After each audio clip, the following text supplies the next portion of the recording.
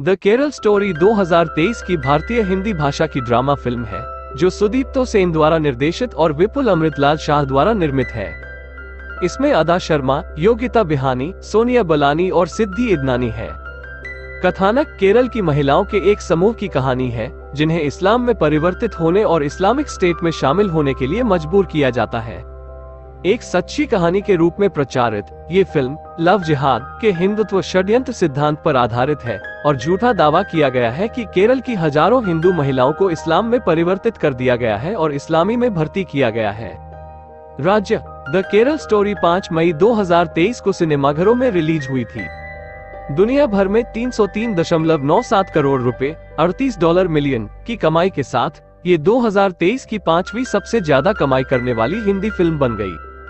निवर्तमान भारतीय जनता पार्टी भाजपा द्वारा इसका खूब प्रचार किया गया, जिसने कर्नाटक विधानसभा चुनाव के लिए अपने प्रचार अभियान में फिल्म का लाभ उठाया। हालांकि फिल्म समीक्षकों ने इसे अत्यधिक नकारात्मक समीक्षा दी और इस काम को इस्लामोफोबिक प्रचार बताया। फिल्म को मुख्य रूप से केरल, पश्चिम बंगाल और तमिलनाडु में लंबे मुकदमे और विरोध का भी सामना करना पड़ा है। शालिनी उन्नीकृष्णन, एक महिला जो इस्लाम में परिवर्तित हो गई, एक नर्स बनने की इच्छा रखने की अपनी यात्रा साझा करती है, लेकिन उसके कॉलेज में चरमपंथी मुसलमानों ने उसके साथ जबरदस्ती की जो खुद को दोस्त बताते थे। आखिरकार उसे इस्लामिक स्टेट में शामिल होने के लिए उकसाया गया और अफगानिस्तान में कैद कर लिया गया।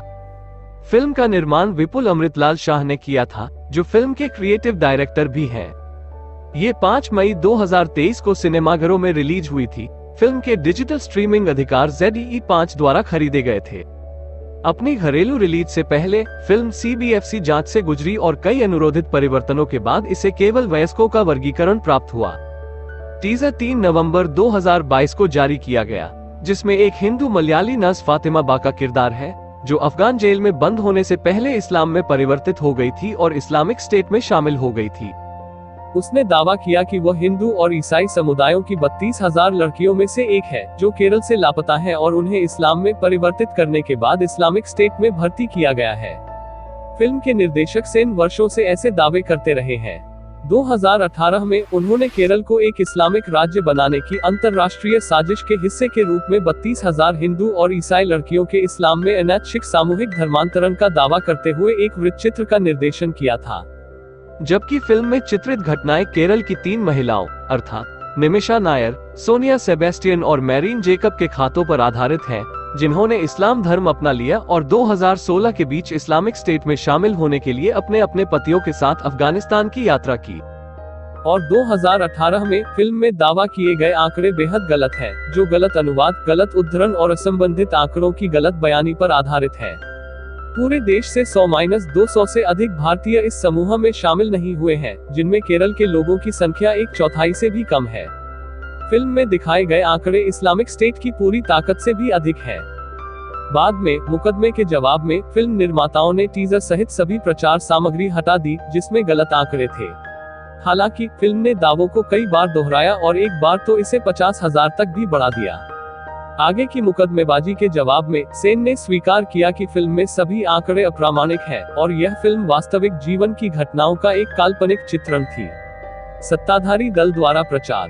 सत्तारूढ़ भारतीय जनता पार्टी भाजपा और उसके सहयोगी संगठन राष्ट्रीय स्वयंसेवक संघ RSS ने फिल्म का समर्थन किया है। पार्टी ने इसका इस्तेमाल कर्नाटक विधानसभा चुनाव के प्रचार में अपने राजनीतिक संदेश के लिए किया।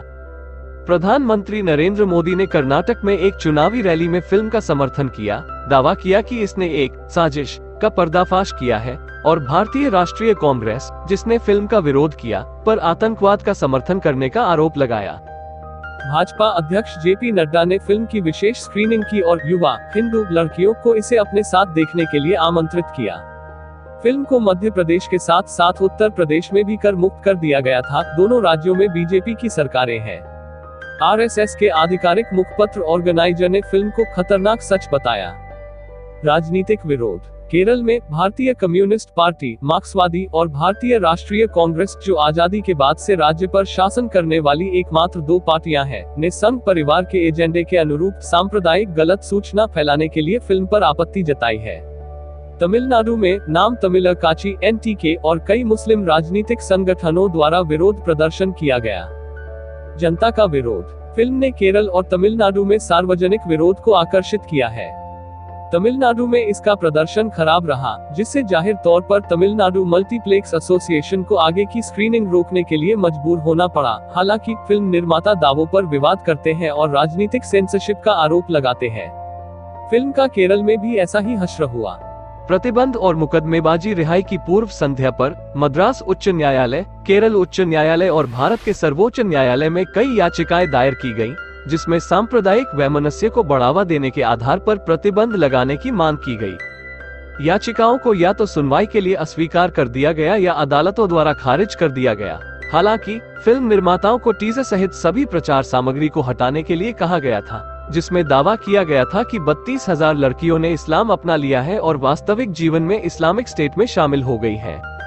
8 मई को पश्चिम बंगाल सरकार ने फिल्म को घृणास्पद भाषण बताते हुए और प्रतिकूल खुफिया रिपोर्टों का हवाला देते हुए फिल्म पर प्रतिबंध लगा दिया, जिसमें दर्शकों के बीच सांप्रदायिक तनाव बढ़ने की सूचना दी गई थी।